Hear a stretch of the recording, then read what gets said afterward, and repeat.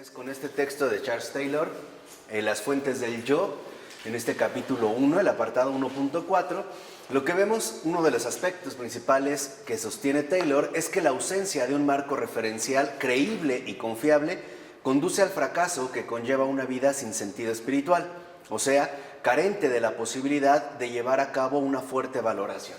Recuerden ya que para Charles Taylor, el sentido espiritual de la vida consiste en este contexto en la posibilidad de llevar a cabo una fuerte valoración, o sea, el realizar discriminaciones cualitativas, el haber finalmente asumido una postura a partir de la cual nosotros podemos evaluar cualquier otra aportación diferente en la que estamos nosotros colocados.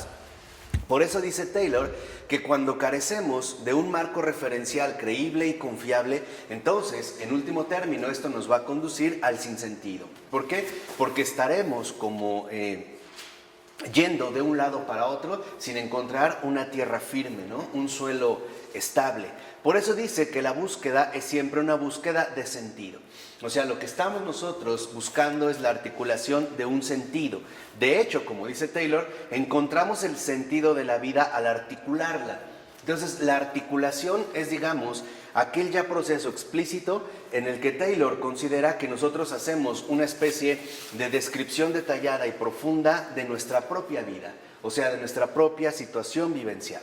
O sea, involucraría en este sentido tanto un ejercicio serio del pensamiento para darnos cuenta cómo es que se ha venido desarrollando nuestra vida y también asumir una postura moral concreta que involucra, en este sentido, asumir las discriminaciones cualitativas correspondientes. En pocas palabras, lo que Taylor aquí está combatiendo y lo está haciendo de una manera bastante seria es el relativismo contemporáneo. ¿Por qué? Porque precisamente el relativismo contemporáneo a lo que nos invita es a anular cualquier tipo de marco referencial. O sea, que hoy demos por un hecho que cualquier cosa es aceptable, ¿no? Entonces Taylor dice, no, porque si no contamos con un marco referencial creíble y confiable, entonces lo que vamos a perder es el sentido. Y hoy en efecto hay una profunda crisis de sentido. Y va a decir que de esta manera los modernos, de los cuales nos guste o no somos herederos, son plenamente conscientes de que mucho del sentido que está ahí para nosotros depende de nuestro poder de expresión. O sea, para los modernos el sentido de la vida es algo que se tiene que adquirir. Es algo que cada uno de nosotros como sujetos debemos de desarrollar y debemos precisamente de elaborar. Entonces, esto conduciría ya no solo por un lado al relativismo, sino además al individualismo. ¿Por qué? Porque el marco referencial ya no sería algo objetivo que fuera capaz de organizar un conjunto de vidas, sino que sería la preferencia personal o individual de cada sujeto. Entonces, aquí precisamente Taylor, una de las luces que nos da muy importantes es que la crisis de sentido que hoy en día vivimos proviene básicamente de dos fuentes. Primera, la ausencia de un marco referencial creíble y confiable a partir del cual se puede llevar a cabo una fuerte valoración, o sea, el relativismo. Y dos, el individualismo, porque hoy consideramos que el sentido de la vida depende de nuestro propio poder de expresión, o sea, la manera en la que nosotros, según nuestras preferencias o nuestros caprichos, etcétera, lo podremos ir, en este caso, elaborando o bien desarrollando. Entonces, dice Taylor, la articulación, este proceso de configurar el sentido de nuestras vidas, hacer este balance fundamental de nuestra vida, conlleva asimismo un descubrimiento. O sea, depende de la invención y está entretejido con ella. O sea, para los modernos, en este sentido, la capacidad que tendríamos para articular el sentido de la vida dependería de la invención. O sea, de qué manera yo voy a ir desarrollando, voy a ir inventando el sentido de mi vida. Entonces, encontrar un sentido de vida depende del enmarque que demos a las expresiones significativamente adecuadas. O sea, el hecho de que nosotros, para que podamos encontrar un sentido de vida, necesitamos enmarcar estas expresiones dentro de un contexto significativamente más amplio. O sea, dicho de otra manera, no podemos suponer que por el simple hecho de que se trate de una preferencia subjetiva, ya eso sería suficiente para estar de acuerdo que mi vida ha adquirido un sentido.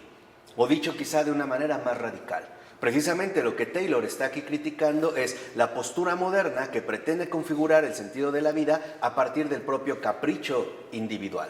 O sea, que cada quien, ¿no?, desarrolle su vida como mejor se le dé la gana. Por eso va a decir en este sentido Taylor que las vidas de los seres humanos tienen o carecen de significado cuando tienen o dejan de tener sentido. Entonces, aquí lo fundamental está en que Taylor va a hacer una distinción fundamental entre significado y sentido. O sea, el significado, digamos, dentro de esta perspectiva, apela más bien a la manera en la cual nosotros hemos ido entretejiendo nuestra propia existencia. Pero el sentido nos lleva a un orden objetivo muchísimo más amplio de la postura que cada uno pueda asumir. Por consiguiente, hay que tener en cuenta el problema del significado de la vida. O sea, hoy también debemos de plantearnos nuevamente la cuestión del significado de la vida, ya sea bajo la forma de una amenaza de pérdida de significado o bien el intento de encontrar sentido a nuestra vida. O sea, no podemos pasar por alto, como pareciera hoy que se sugiere, el problema del significado de la vida. O sea, estamos llamados también nosotros a encontrar este significado, ya sea bajo, por una parte, ¿no?, la forma de una amenaza de pérdida, o sea, esta pérdida finalmente del significado de la vida, en qué circunstancias podemos decir que mi vida ha perdido significado, o bien cuando buscamos encontrar sentido a nuestras vidas. Por ejemplo, Viktor Frankl, este fundador de la logoterapia, cuando él estuvo en los campos de concentración de Auschwitz, él escribe un libro que creo que es el más famoso, no es el mejor de él, tiene otros mejores, pero que se llama El hombre en busca de sentido.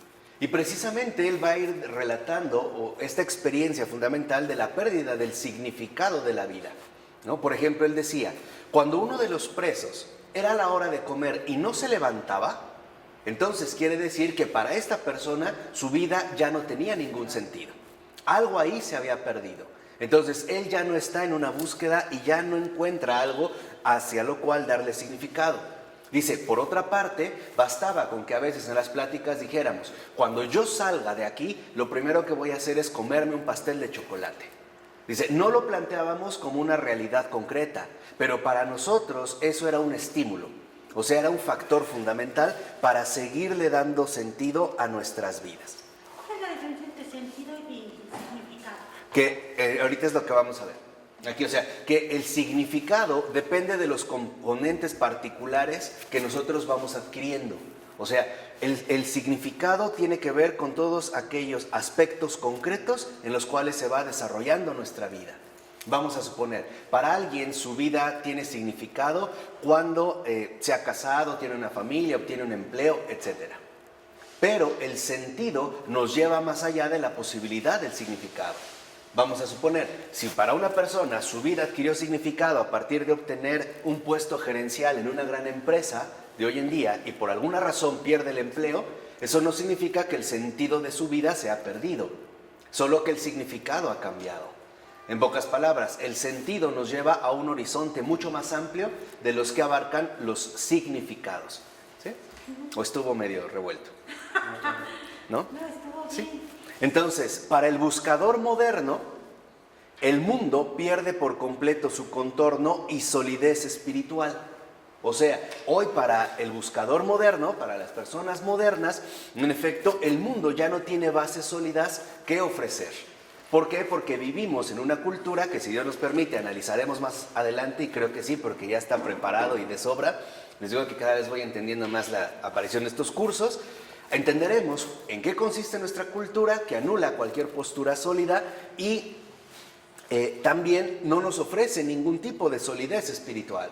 ¿Por qué? Porque hoy nuestra cultura está basada ante todo en el multiculturalismo, o sea, en una pluralidad cultural hacia la cual es muy difícil mantener por lo menos una determinada vigencia. Piensen, por ejemplo, en el intercambio cultural contemporáneo, donde debido a la migración de masas o sobre todo a las tecnologías de comunicación actuales, en este gran intercambio de información hay una pluralidad inmensa, ¿no?, de cuestiones culturales que se van como mezclando, hacia las cuales a veces podemos sentir una cierta preferencia, Pero por mucho que nosotros nos dediquemos a ello, vendrá una influencia nueva. Piénsenlo, por ejemplo, en el caso de las modas, ¿no? Hoy, en pocas palabras, todo es fluctuante. Nada parece ser, de hecho, ni sólido, ¿no?, ni concreto. De tal manera que entonces esto también conlleva la pérdida de sentido, a la pérdida de sentido. ¿Por qué? Porque si todo es cambiante, ahorita les voy a poner un ejemplo sociológico, por eso les decía que tenemos que estudiar bastante sociología hoy en día para entender lo que estamos viviendo, puesto que el cristiano, como les he repetido, para ser cristiano tiene que conocer bien el mundo en el que vive y la dinámica del mundo en la que está también presente. Si todo es cambiante, si nada es estable, si nada es sólido, entonces nada merece ser hecho. Y en efecto ese es uno de los aspectos en los que hoy estamos viviendo. Por ejemplo, me voy a concentrar ahorita de manera muy breve en las relaciones, en las cuestiones laborales, en la realidad laboral. Hoy, debido a las reformas laborales que se están implementando, cuando una persona ingresa a un trabajo, no tiene una seguridad absoluta del tiempo fijo en el que va a permanecer. Por ejemplo, hoy en día básicamente las contrataciones son eventuales. ¿Qué quiere decir? Que no hay nada sólido hacia lo cual mantenerse.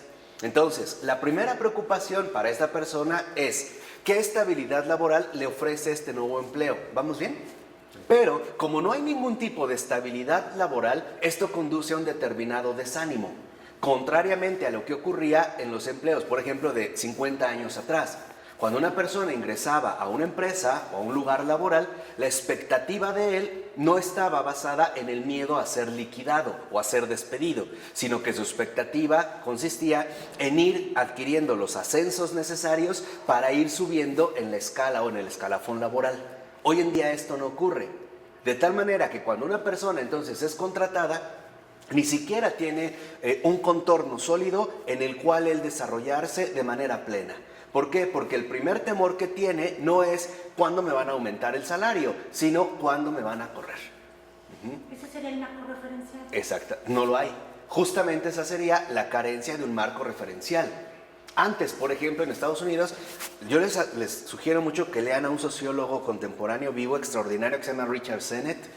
Él, por ejemplo, en un texto extraordinario que se llama El declive del hombre público, la cultura del nuevo capitalismo, o la corrupción del carácter, o el artesano, y algunos otros, más por no abrumarlos mucho, pero al menos la cultura del nuevo capitalismo. Él decía, por ejemplo, en Estados Unidos, en la década todavía de los 50, 60 y 70, cuando una persona obtenía un empleo, lo primero que buscaba era endeudarse lo más posible. ¿Esto qué significaba? Adquirir una casa, un auto, un seguro que cubriera, digamos, la proyección de su vida a futuro. ¿Por qué podía permitirse esta situación? Porque hay un marco referencial, o sea, la cuestión laboral sí lo apoyaba. Y él sabía que aunque toda su vida iba a estar endeudado, tenía a su vez la garantía de un trabajo que le permitiría ir precisamente cubriendo o ir pagando estos endeudamientos. Por eso los gringos son los, digamos, los más apegados a las cuestiones hipotecarias, ¿no? Generalmente, si ustedes ven la vida de un norteamericano, es una vida basada en deudas.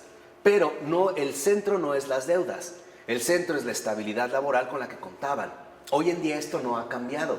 Entonces, no tenemos la posibilidad de encontrar solidez espiritual en el mundo actual. Ustedes pregúntenle, por ejemplo, a la mayoría de los jóvenes que han empezado a trabajar y verán que sus trabajos son bastante diferentes entre sí. Por ejemplo, la primera vez entraron a trabajar atendiendo el mostrador de una papelería. Después a lo mejor se fueron a una carnicería, después se fueron a una tienda a cocinar pizzas, después entraron a un call center. O sea, todo es tan volátil que no hay la posibilidad de desarrollar un marco referencial concreto. A esto precisamente Zygmunt Bauman, que es uno de los sociólogos contemporáneos aún vivos, es a lo que le llama la cultura líquida. ¿Por qué? Porque hoy precisamente, ya en algún momento estudiaremos al menos 2 textos de Zygmunt Bauman. ¿Por qué le llama cultura líquida? Porque no hay nada sólido. Hoy incluso nuestra cultura parece ser algo terriblemente volátil. Piensa, por ejemplo, también en las cuestiones de las relaciones humanas. Hoy no es casual que los matrimonios sean culturalmente muy difíciles de llevar a cabo. La razón es muy simple, porque un matrimonio involucra un marco referencial estable. O sea, uno sabe que en el matrimonio uno toma una decisión irrevocable. Es una decisión definitiva, de una vez y para siempre. Pero en nuestra cultura, el para siempre ya no tiene cabida. Ya no encaja. Por eso es que hoy vemos las llamadas relaciones libres. ¿Qué significa que hoy en día hayan florecido tanto las relaciones libres que en efecto... pero más que no haya compromisos, hay la necesidad de compromiso, pero no contamos con los marcos referenciales que nos permitirían llevar a cabo algo por el estilo. Por eso hoy vemos cómo incluso las relaciones humanas se han vuelto terriblemente volátiles, por no decir únicamente basadas en proyectos a corto o mediano plazo, ¿no? Y hoy hay un intercambio de parejas impresionante. Entonces, justo, ¿no?, la cultura líquida de Zygmunt Bauman tiene un texto que así se llama, Cultura líquida, pretende dar cuenta de la precariedad, la inestabilidad, la fluidez, la no solidez de los vínculos humanos en una sociedad marcada por lo volátil y transitorio de sus mismas relaciones. O sea, ¿qué quiere decir? Que hoy vivimos finalmente una cultura líquida en la cual tal parece que no se nos da la posibilidad de obtener un marco fijo a partir del cual desarrollar mi vida. Ahora, si no poseo este marco fijo, lo primero que va a empezar a perder mi vida es sentido. Por ejemplo, ¿para qué me empeño tanto en un trabajo si a final de cuentas me van a correr? Entonces, la gente cuando es contratada entra con una expectativa laboral de muy bajo impacto. O sea, lo único que le interesa es conservar el empleo, pero no más. ¿Por qué? Porque no cuenta con la estabilidad laboral para que esto finalmente pudiera ser reconocido. En pocas palabras, hoy en efecto, tal parece que vivimos una cultura líquida. Y en los dos sentidos de esta palabra que ahorita yo quisiera destacar. Líquida en el sentido de fluida, ¿no? En constante movimiento, sin la posibilidad de alcanzar marcos referenciales sólidos. Y también una cultura líquida en el sentido de liquidación. ¿Qué quiere decir? Que hoy en efecto vivimos una cultura de la liquidación inmediata. Ejemplo, y este es uno de las frases de Zygmunt Bauman, ahora entiendo bien por qué lo estuve leyendo todo el fin de semana, ¿no?, que él emplea, dice: hoy vivimos una cultura en la que se busca el máximo impacto, pero la obsolencia inmediata. Ejemplo, ¿a qué me refiero con lo líquido y la liquidación? Hoy podemos ver una noticia que aparece en los medios masivos de comunicación y que causa un gran impacto, pero al otro día ya no se vuelve a retomar. Entonces, hoy vivimos un impacto máximo, pero que después queda obsoleto de manera definitiva. Esa es la liquidación. Y eso es lo que hoy en día nosotros vemos. Por ejemplo, por lo regular, cuando una relación humana hoy en día se inicia, lo único que están pensando es cuánto va a durar. O sea, de antemano ya están pensando en la liquidación, ¿no? O sea, en pocas palabras, ¿en qué momento se va a terminar? O sea, justamente a lo que se opone Charles Taylor es a la anulación de cualquier norma de referencia objetiva. De tal manera que para nosotros, por ejemplo, el sentido de la vida ya no depende de normas objetivas concretas y sólidas, es decir, de marcos referenciales, sino de meros caprichos o preferencias subjetivas.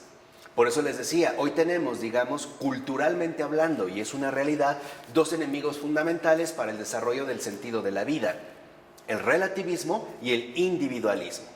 Por eso va a decir Taylor que se produce entonces el miedo paralizador ante un terrible vacío, que en último término parece dirigirse a la fractura irremediable de nuestro mundo, o sea, la pérdida de sentido. Y en efecto, esta es la fractura irremediable de nuestro mundo, la pérdida de sentido. ¿Por qué? Porque el miedo paralizador ante un terrible vacío consiste en que ya no le encontramos caso, ya no tiene caso para nosotros, ya no tiene sentido el esforzarse más. ¿Por qué? Porque todo es volátil. Todo se ha vuelto extremadamente volátil y entonces no tenemos como expectativas sólidas a partir de la cual desarrollar con empeño el desarrollo mismo de nuestras vidas, ¿no? Por ponerlo en términos muy particulares, esta era la gran tentación de este escritor católico llamado George Bernanos, ¿no? En un título que se llama Los grandes cementerios bajo la luna, si mal no recuerdo el título, él dice, ¿no?, yo tengo un demonio y mi demonio se llama el ¿para qué? Y este es el núcleo fundamental de lo que en efecto está también describiendo Charles Taylor. Hoy, la gran tentación para el hombre moderno es la paralización. O sea, finalmente el toparse con esta tentación radical que es el ¿para qué? ¿Para qué lo hago si después finalmente esto va a cambiar o simple y sencillamente no va a durar? O sea, yo no puedo de antemano, por ejemplo, sugerirle a un joven que haga esto o esto. Porque no puede. ¿Por qué? Porque la cultura son estas fuerzas fundamentales, materiales y espirituales en la cual se ha ido entretejiendo nuestra propia existencia. Entonces, para que ustedes, por eso estamos dando estos cursos, para ayudar a las almas. No es una erudición vana, ¿eh? De hecho, podríamos decir que en ese sentido, como buenos hijos de San Bernardo, ¿no?, que somos, con algunos quizá más, algunos menos, pero como buenos hijos de San Bernardo que somos, ¿no?, lo que estamos haciendo es una doctrina útil para la salvación, no una erudición estéril. Y la primera manera de ayudar a un alma actual es hacerle ver el mundo en el cual vive. Sin juzgar, sin criticar, sin tomar postura. O sea, necesitamos saber cuál es la dinámica del mundo contemporáneo. Cuando el joven, por ejemplo, capta o conoce esta dinámica, el joven ya puede tomar una respuesta, pero no es sencilla. ¿Por qué? Porque hoy para un joven salir de esta dinámica involucra no solo vencerse a sí mismo, involucra dominar o más bien vencer a toda una cultura. Por eso el Papa Francisco insistía tanto a los jóvenes: hagan ruido, hagan lío. ¿Por qué? Porque el Papa Francisco ha captado muy bien que en efecto la tentación fundamental de nuestro tiempo, o una de las tentaciones fundamentales de nuestro tiempo, es la paralización. Es decir, el demonio de George Bernanos, el ¿para qué? ¿Para qué? Porque cuando uno se pregunta ¿para qué?, significa que uno ya está cuestionando el sentido. No sé si me explico. Si yo digo ¿para qué lo hago?, entonces quiere decir que estoy perdiendo de vista el sentido de mi vida. Y esta es la pérdida que hoy en día se vive de manera bastante drástica. O sea, lo que Taylor llama la fractura irremediable de nuestro mundo. ¿Vamos? ¿No? Lo que sería en este sentido la pérdida de estos horizontes que van configurando nuestra existencia. Por eso va a decir Taylor, la situación existencial en la que uno puede temer la condenación, por ejemplo, es muy diferente de aquella en la que uno teme, por encima de todo, el sinsentido.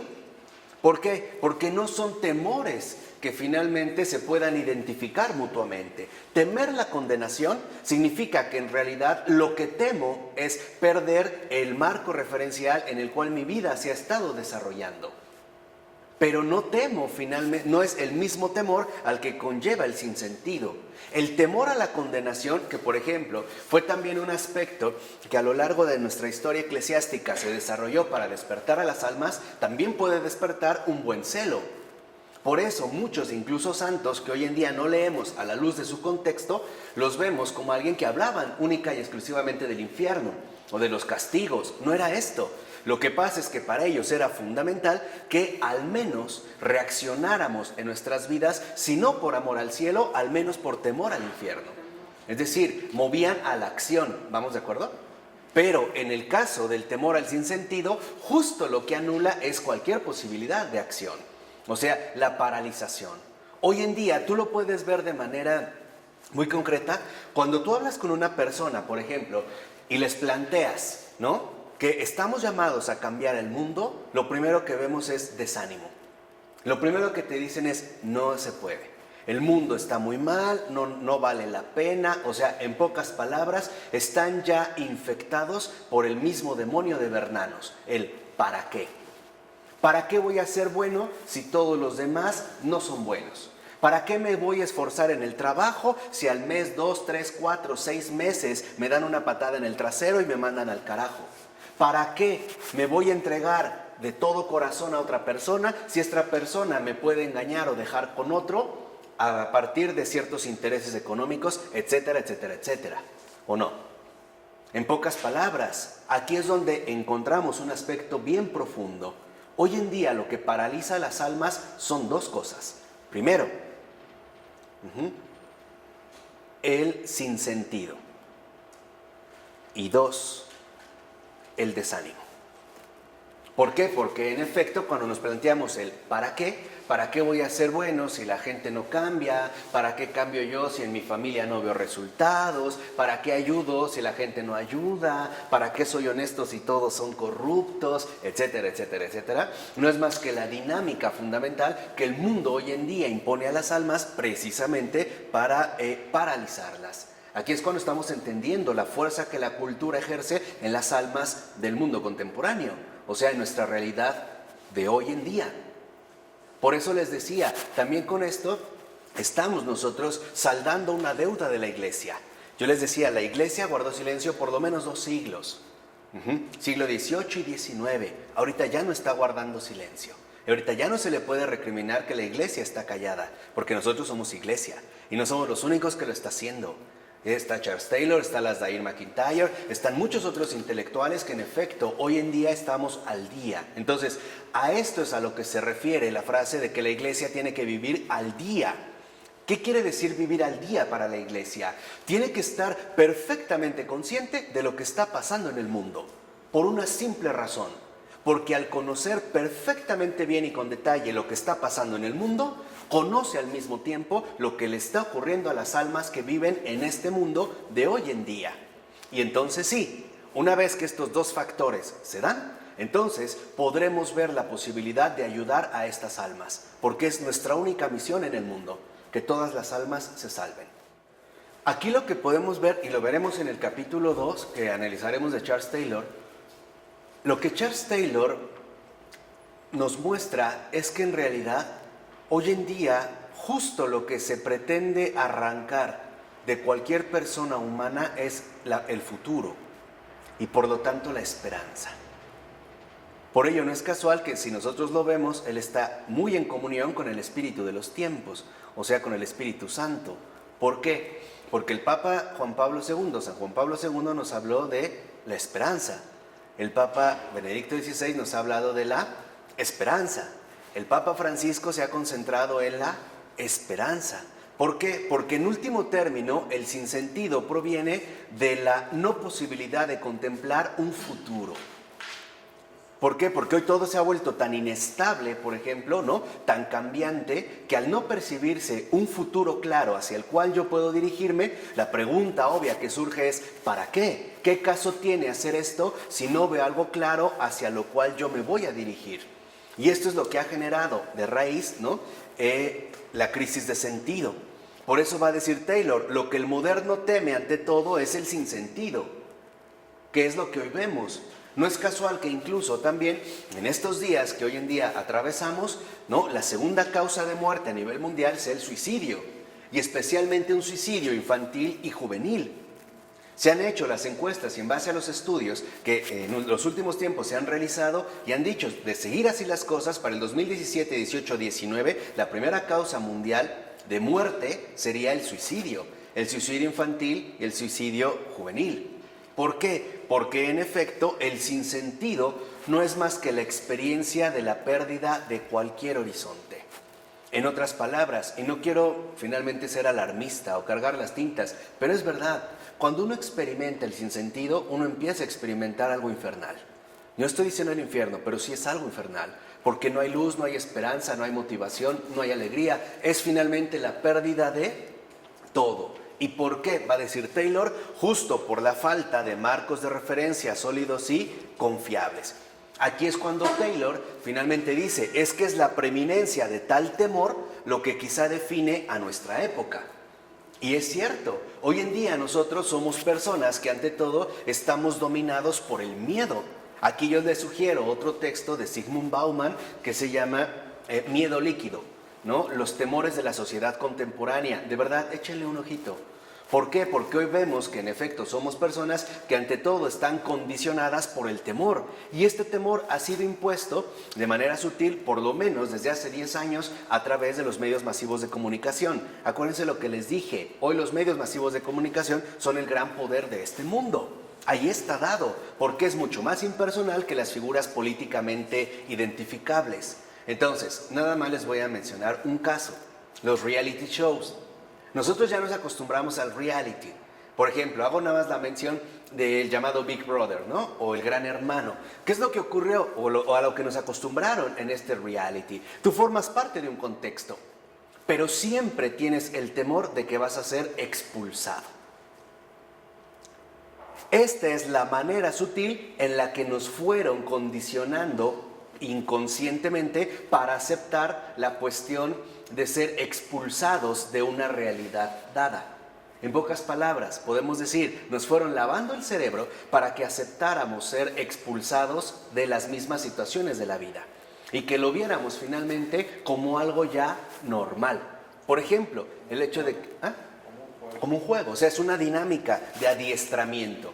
Hoy en efecto estamos adiestrados para vivir el temor de que en un trabajo siempre me van a correr. Y hoy lo vemos en casos drásticos donde una persona puede ser que tenga una fiebre altísima, realmente está enferma, pero no falta al trabajo. Y no falta por miedo a que lo corran, por miedo incluso a que esa simple falta traiga consecuencias mucho más nefastas de las que él pudiera esperar. Hoy la gente tiene miedo, por ejemplo, la gente ya adulta, ¿no?, de que lo corran del trabajo porque ¿dónde va a encontrar otro trabajo? Si lo que la gente quiere es gente joven.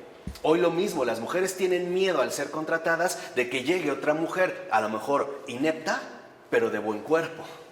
Hoy los muchachos tienen miedo de que la novia los deje porque llegó otro muchacho con un Ferrari o con un BMW superdeportivo. Hoy las mujeres tienen miedo de que los hombres las engañen, las dejen si no tienen los senos adecuados o el tamaño del trasero adecuado. O sea, hoy en día es una cultura líquida del miedo. Por eso dice Taylor, las dolencias recientes que ha puesto al descubierto la psicopatología, que ya estudiamos en Freud, no son ya las de pacientes afectados de histerias, fobias y fijaciones, o sea, en el periodo clásico de Freud. Entonces, fíjense, incluso Freud ya quedó obsoleto. Ya ni siquiera la psicopatología puede poner al descubierto las auténticas dolencias que hoy padece el alma humana, sino que son dolencias relacionadas a la falta de propósito en la vida. Por eso les decía, hoy vivimos un mundo que ante todo busca anular en el ser humano el futuro y por lo tanto la esperanza. Anularle cualquier posibilidad de propósito en la vida. Hoy tú velo, incluso en las charlas más ordinarias. Tú pregúntale a una persona, oye, me voy a casar, y no falta los que te dicen, no, ¿para qué te casas, hombre? No vale la pena, mejor llévatela tranquila, váyanse a vivir juntos, si funciona bien, si no funciona, pues se separan y listo. O sea, hoy en nuestro mundo contemporáneo, nuestra cultura no promueve el establecimiento de propósitos en la vida. ¿Y esto qué es lo que va a generar? Un sentimiento de vaciedad y por lo tanto también la pérdida de autoestima.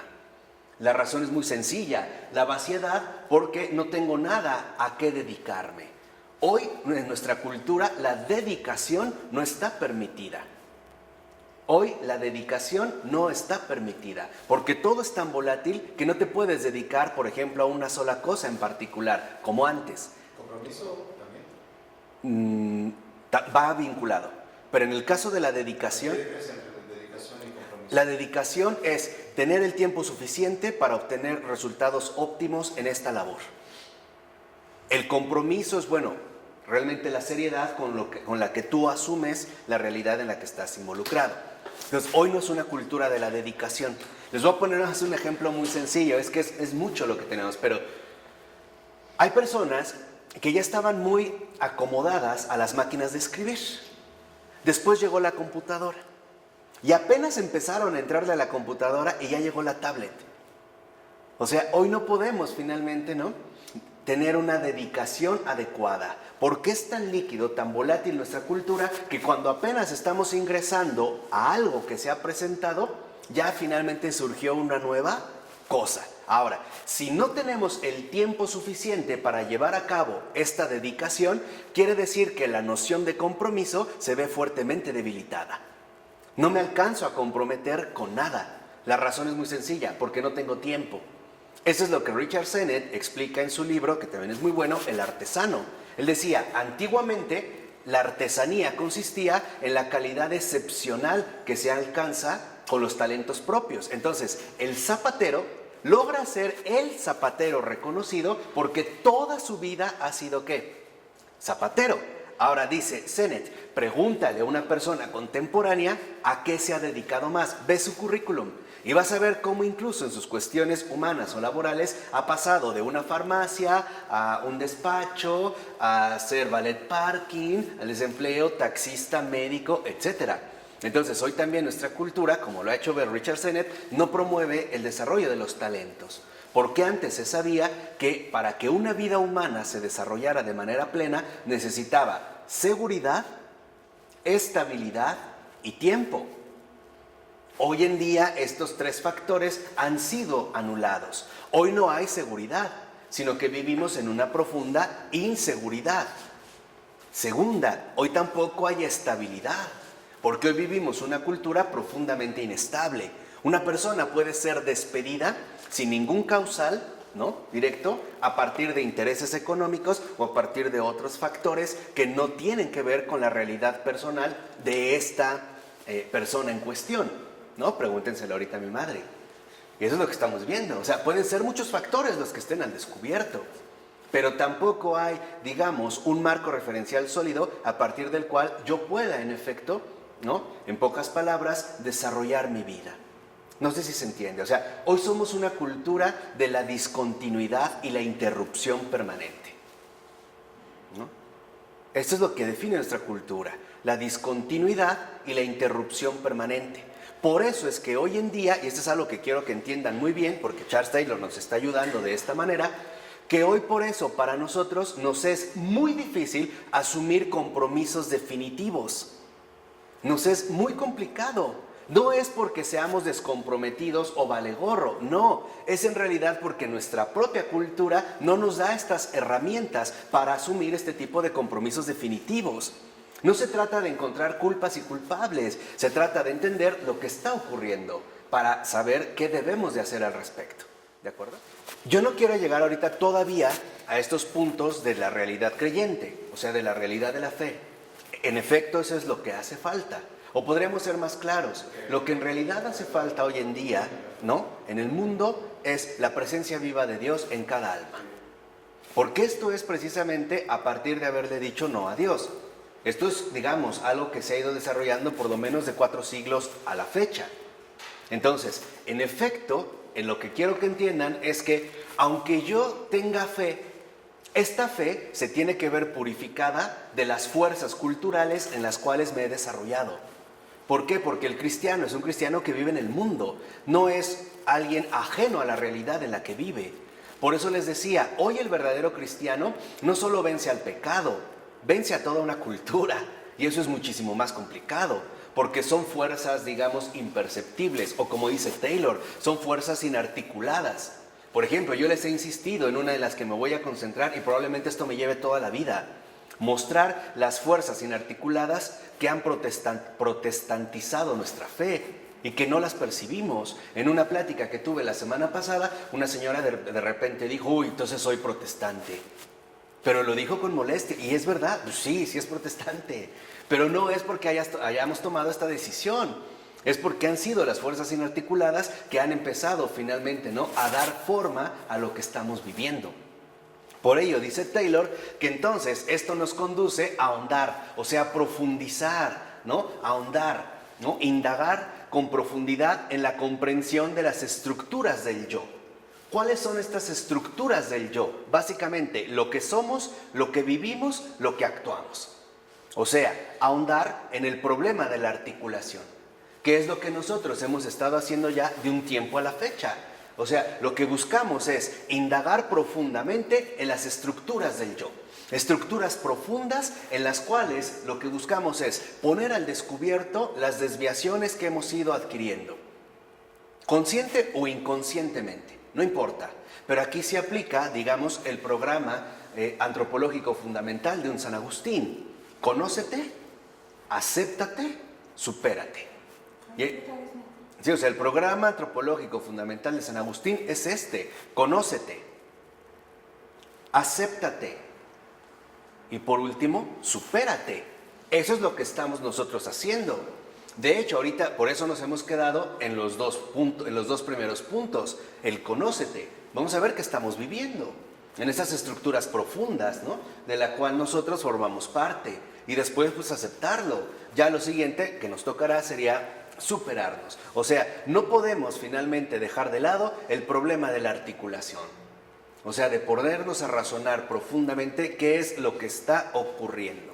Por eso dice Taylor, quizá el giro en el diagnóstico psicopatológico clásico, el de Freud, refleje la generalización y popularización en nuestra cultura de la pérdida de sentido, que ciertamente algunos espíritus aventajados ya habían vaticinado hace más de un siglo. Por ejemplo, Nietzsche y Max Weber. Tanto Nietzsche como Max Weber ya habían como vaticinado, ya habían de alguna manera adelantado esta pérdida de horizonte, o sea, la pérdida del sentido. Pero el punto crucial aquí consiste en que hoy para nosotros justo esta pérdida de sentido parece ser ya producto de una generalización y una popularización, ¿no? Que lleva incluso a que este tipo de situaciones tan delicadas se empiecen a asumir como algo perfectamente normal. Hoy tú nada más pregúntale, por ejemplo, a un matrimonio joven, ¿cuántos hijos quiere tener? Y verás el miedo que tiene a tener más de 2.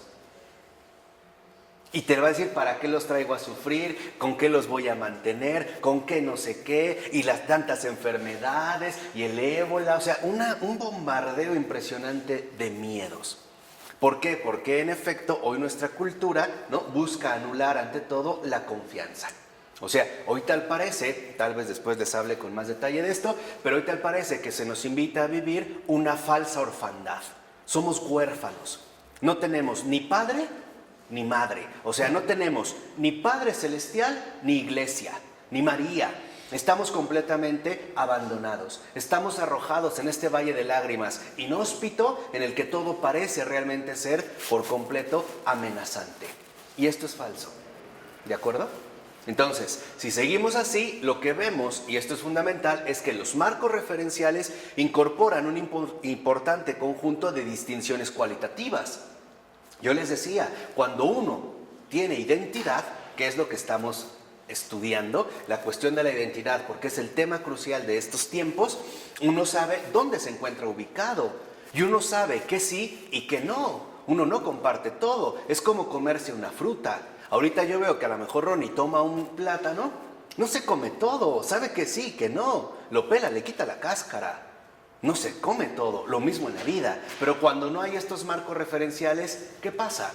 ¿Cómo vamos a poder decidir entre algo bueno y algo no bueno?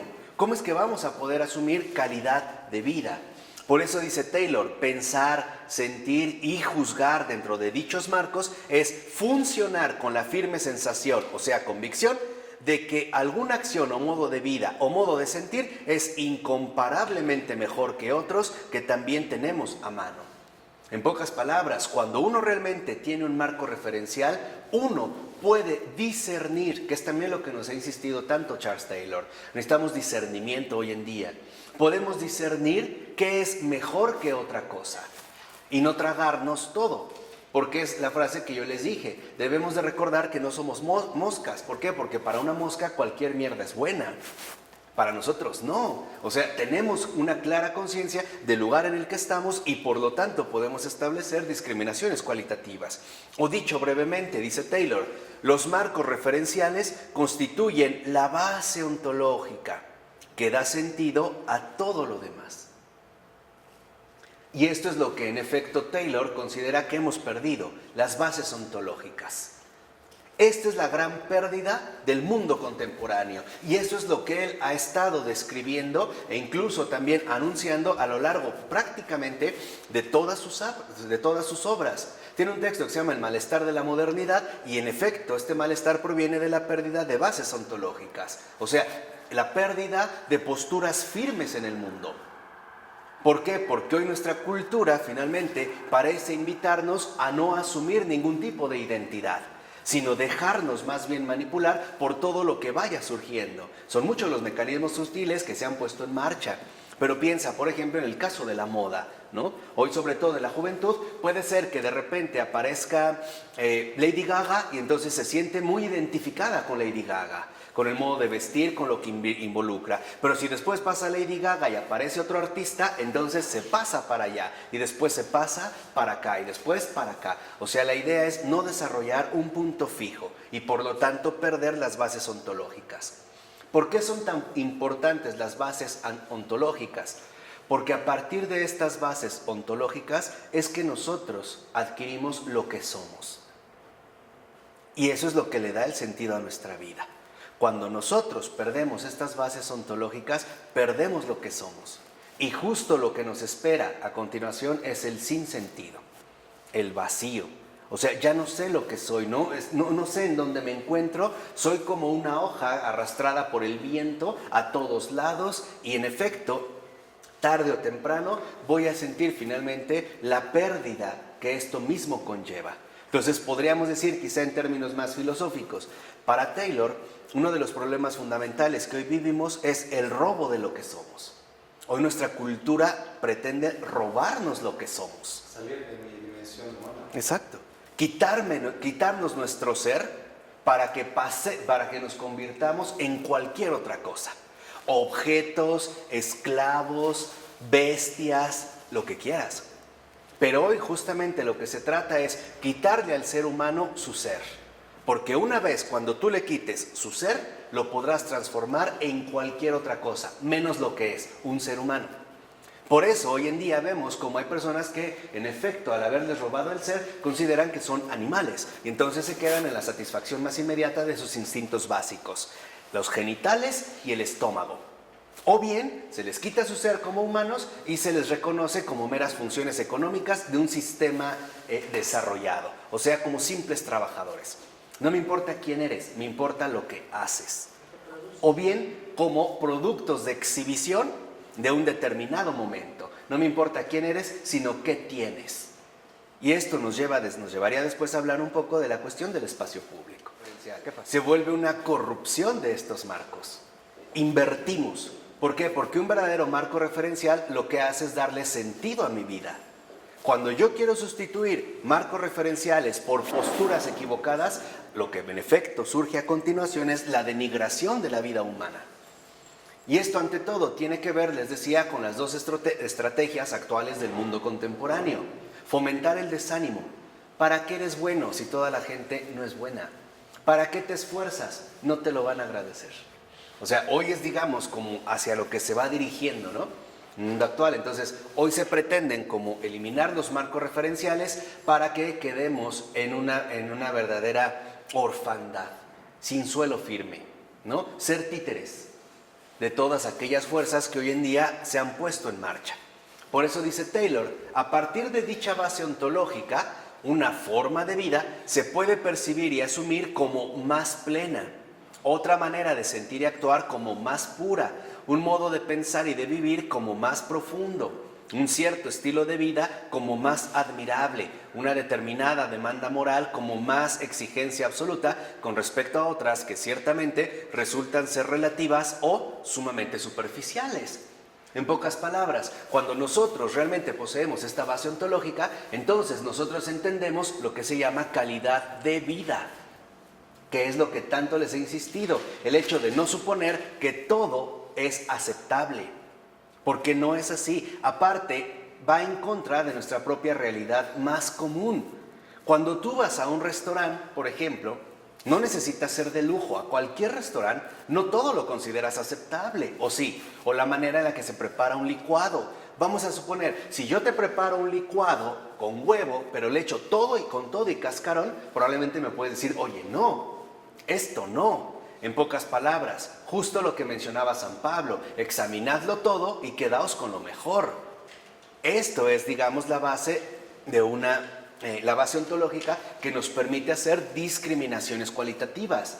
Acuérdense, en clases anteriores yo ya les expliqué por qué hoy no suena tan fuerte la palabra discriminación. Y es muy sencillo, porque hoy nuestra cultura se opone a la discriminación porque lo que quiere es que aceptemos cualquier mierda y que digamos y aceptemos que está bien, que todo pasa. Entonces cuando yo digo esto no, me tachan de intolerante. En realidad no es que sea intolerante, es que soy consciente de lo que significa calidad de vida. Por eso podemos decir, estos tipos de vivienda, no. Estas condiciones de trabajo, no. Este tipo de relaciones humanas, no. Porque lo que nos interesa destacar es finalmente la calidad de vida. Si no tenemos claro lo que significa calidad de vida del ser humano, no tenemos claro entonces qué es lo que vale la pena de lo que no vale la pena. Si todo diera igual, entonces no tendríamos, por ejemplo, motivos para protestar ante un tipo de relación laboral injusta, o ante las infidelidades, o ante la falta de compromisos o responsabilidades en las que hoy en día estamos viviendo. ¿Sí queda de acuerdo? Entonces, finalmente para Taylor queda muy claro, o es muy importante, que no perdamos de vida precisamente la noción de calidad de vida. Pero para que yo pueda apelar a una calidad de vida, necesito poseer un marco referencial. O sea, necesito estar anclado en suelo firme. Por ello, no es casual que Jesús le llame a Pedro roca. O sea, a Simón le llame piedra. Sobre esta roca edificaré mi iglesia. ¿Qué quiere decir? Ahí, por ejemplo, hay algo sólido en lo cual uno puede finalmente desarrollarse y adquirir criterios para decir esto sí y esto no. Hoy nuestra cultura lo que pretende es anular esos criterios y lo que nos dice en efecto es que todo es permisible, que todo está bien, que todo pasa. Pongamos un caso muy concreto, el caso de las letras, de la literatura. Antes se tenía muy claro que no cualquiera es escritor, ¿o sí? No, y se reconocía a los que destacan por su calidad literaria. Hoy en día, por ejemplo, el gran avance de las cuestiones tecnológicas nos permite crear un blog.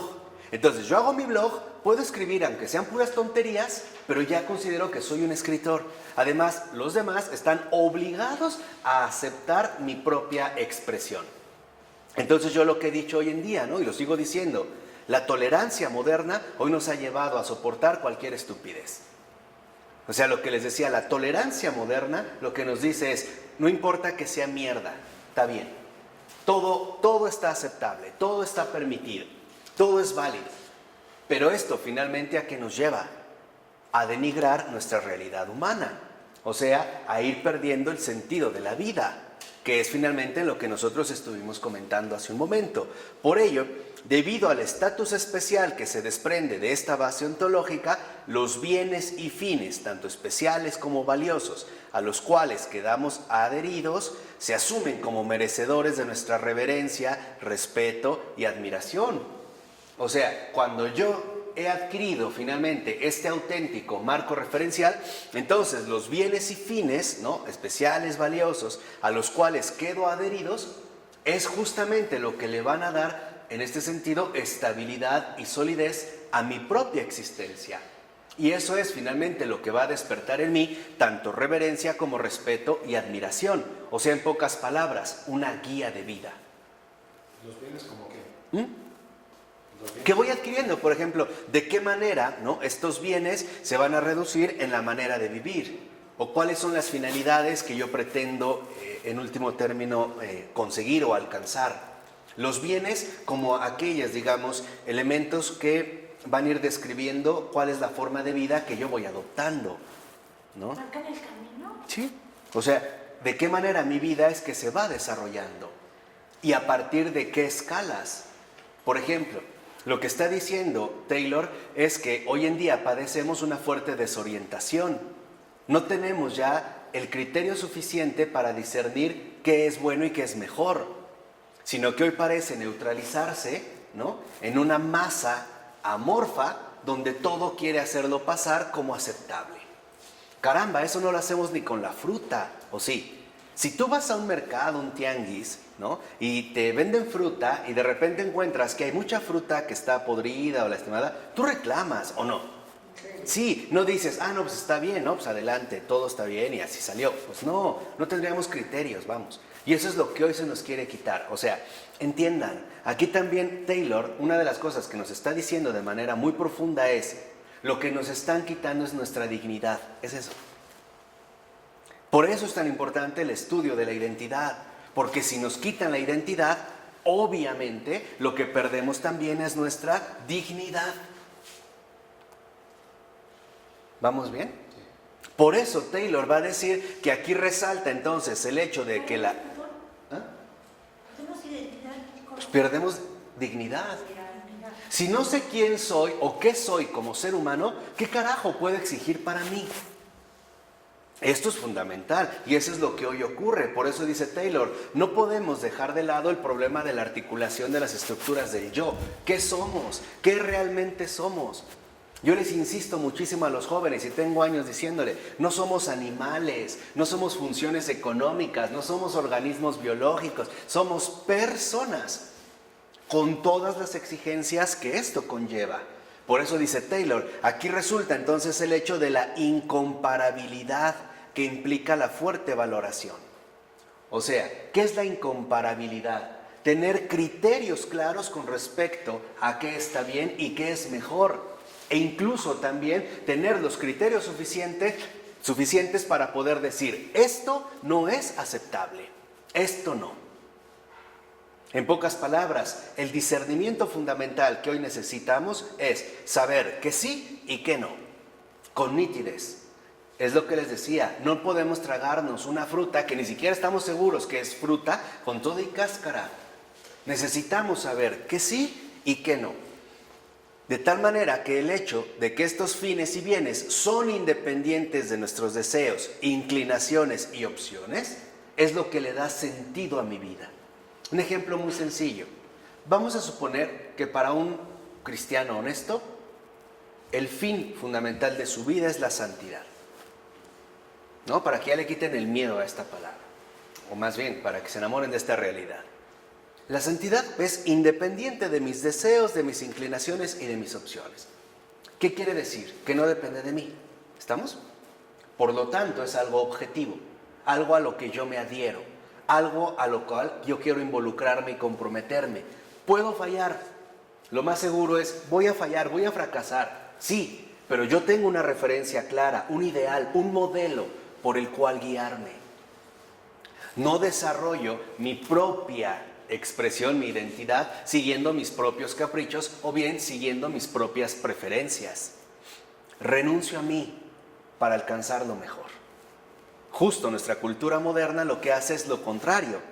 Hoy nuestra cultura moderna lo que nos dice es, renuncia a todo menos a ti. Renuncia a la iglesia menos a ti, renuncia a Dios menos a ti, renuncia a tu dignidad, renuncia a todo renuncia, menos a ti. O sea, hoy vivimos finalmente una cultura profundamente egocéntrica.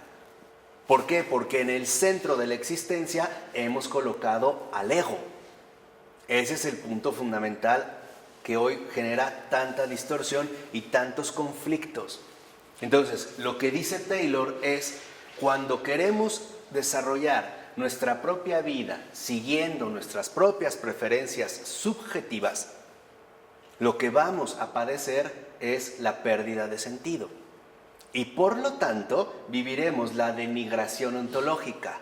O sea, finalmente terminaremos transformándonos en cualquier cosa, menos en lo que en realidad somos. Por eso va a decir Taylor que esta incomparabilidad nos lleva a poseer criterios por medios de los cuales juzgamos la superioridad ontológica de una postura superior.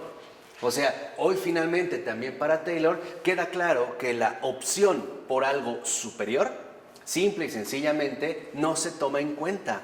Hoy tal parece que lo que se busca no es lo superior, sino lo inferior.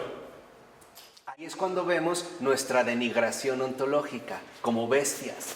Y conste que yo estoy hablando aquí nada más de personas, porque no he querido profundizar en que en realidad somos imagen y semejanza de Dios. No, todavía no me meto ahí. O sea, es nada más para que vean hacia dónde va, digamos, en este punto concreto. Hoy no se busca lo superior, sino ante todo lo inferior. Ejemplo, sé pobre pero honesto. No, sé rico pero corrupto. Ahí está, ¿no? Ahí está. No seas fiel a una mujer, ten muchas. Lo inferior, lo más bajo, o sea, la bestialización del ser humano. El reconocer sinceramente que hay algo más grande que yo. Y por lo tanto, la objetividad nos lleva a vencer la subjetividad. Porque la subjetividad consiste en hacer del ego algo absoluto. Todo lo vamos a evaluar a partir del ego, de esta cuestión egocéntrica que pretende reducirlo todo a sus propias medidas. Por eso cuando Sergio nos decía qué pasa con la corrupción, etcétera, etcétera, etcétera, en realidad no es un marco referencial, es la anulación de un marco referencial, pero ante todo cuya garantía de éxito depende de que concuerda bastante bien con las ambiciones del ego.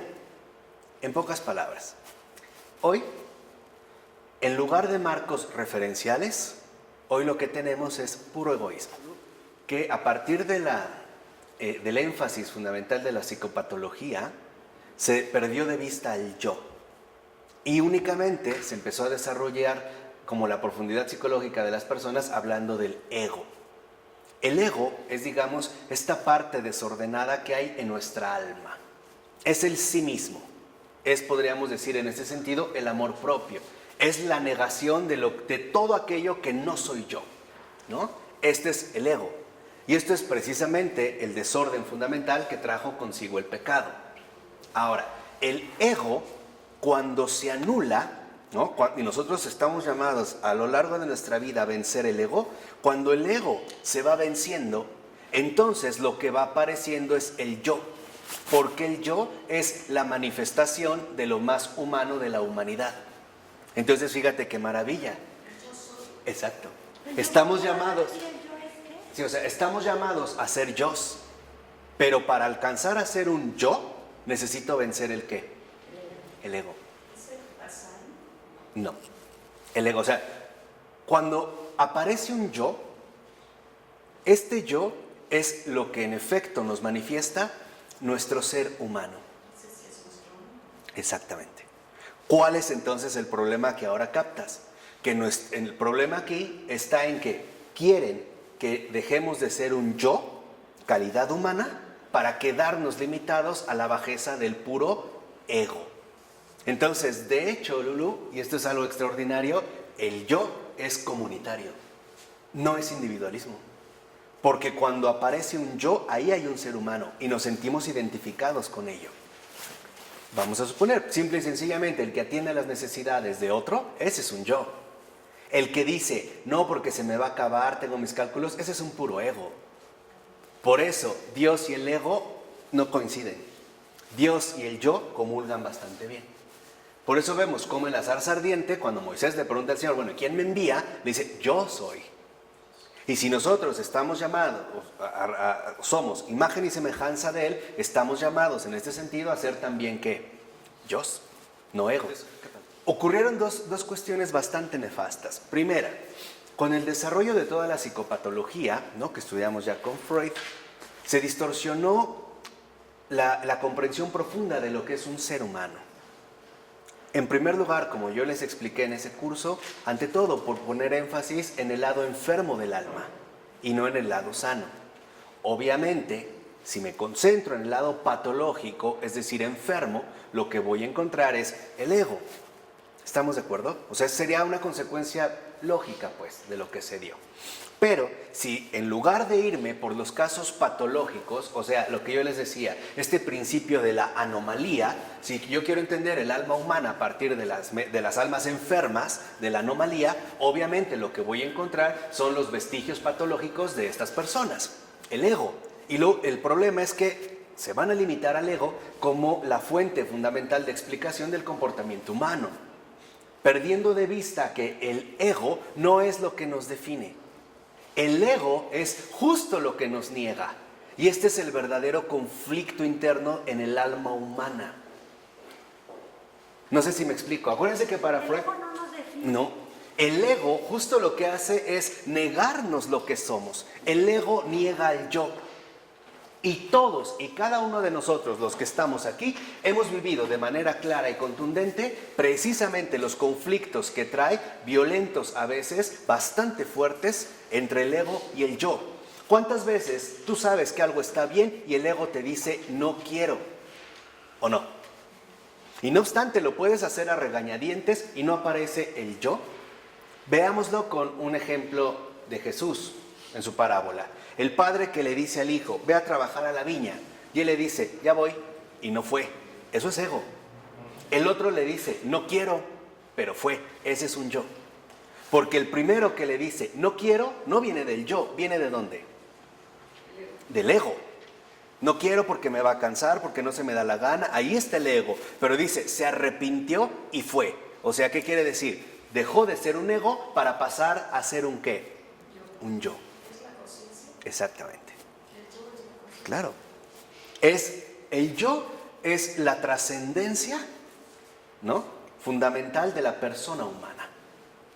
Pero como vivimos una cultura del error y la equivocación y la precipitación y esto, ni siquiera tenemos claros, muchas veces ya, ¿no?, los conceptos que están involucrados en nuestra propia autocomprensión, que es parte de lo que Taylor nos está enseñando. La autocomprensión, acuérdense, la articulación fundamental, en este caso, del yo.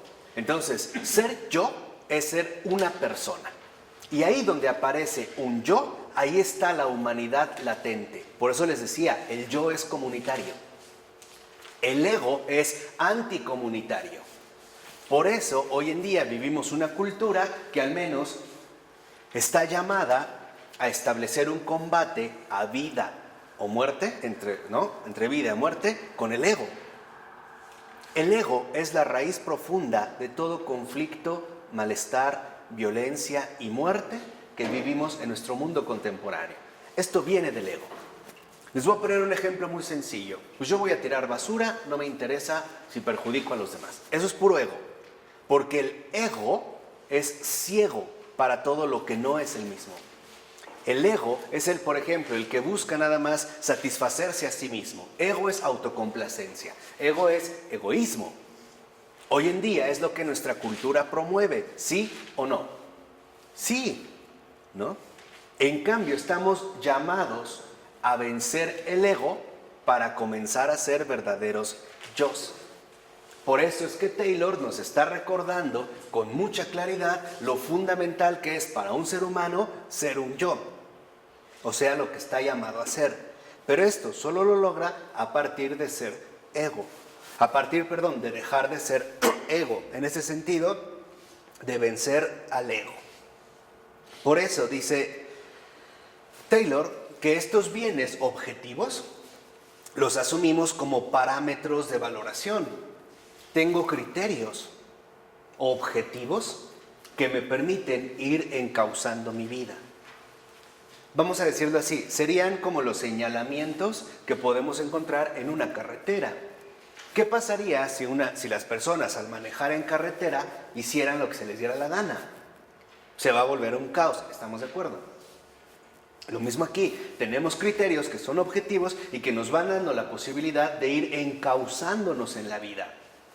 Por eso les decía, esto solo se puede obtener cuando nos damos cuenta de que no somos egos, que de hecho el ego es una parte que distorsiona lo que soy.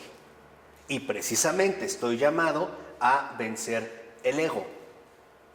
Dicho sea de paso, y esto se los digo de verdad con toda sinceridad, lo que hoy en día no nos permite comulgar realmente con Cristo es el ego. En ese sentido cultural que estamos describiendo. ¿Por qué? Porque podemos hacer muchas cosas, pero la comunión con Dios solo se da a partir de la anulación del ego. Mayor anulación del ego, mayor comunión con Dios. Mayor índice de ego, menor comunión ¿qué? Con Dios. Entonces, cuando tú cometes un error o una equivocación y esto brotó del ego, tan no eres así que puedes corregir la situación, ¿o no? La gente tú dices, bueno, es que no, perdóname, estaba enojado, o sea, no me di cuenta, lo que quieras, estaba de malas, lo que quieras, pero yo no soy así. ¿Qué quiere decir? Que estamos llamados a recuperar nuestra auténtica identidad. O sea, en este sentido, lo que realmente somos. Ahora, ¿por qué nos es tan cómodo establecernos en el ego? Porque el ego no acepta ningún desafío mayor a él mismo. Por eso, en pocas palabras, cuando uno se queda, ¿no?, limitado al ego, uno puede vivir cómodamente su propio egoísmo. Vamos a suponer un caso muy sencillo. Las personas tacañas no están en comunión con Dios, no pueden. ¿Por qué? Porque en efecto ellas están concentradas en su puro ego, en su cálculo de probabilidades, en el cálculo de las pérdidas y las ganancias.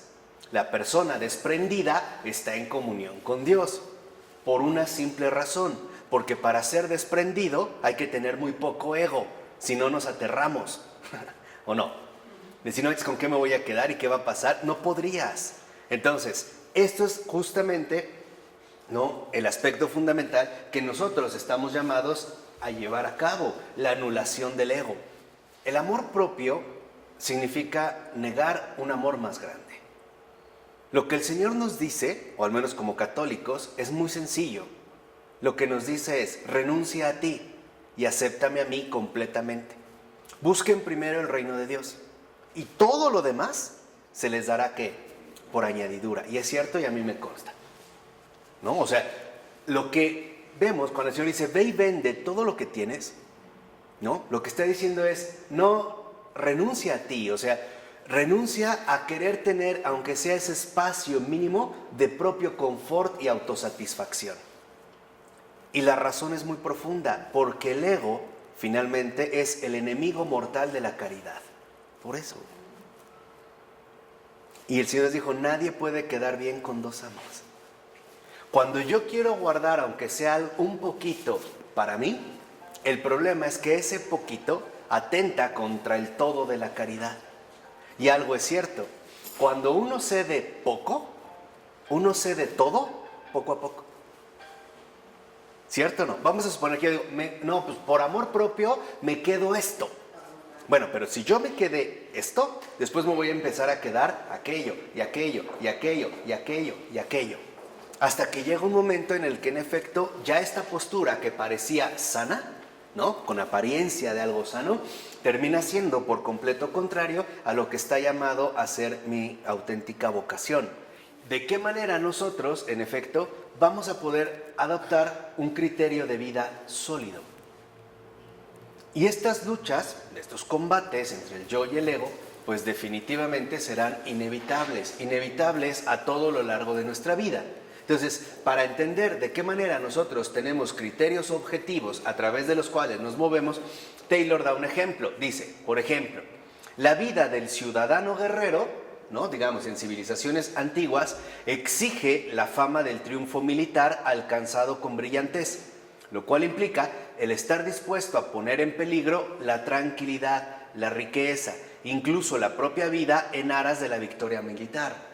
O sea, ni siquiera vemos que se trate de una exigencia, vamos a decirlo así, raramente evangélica, sino que en realidad tiene que ver con los ideales de vida superiores.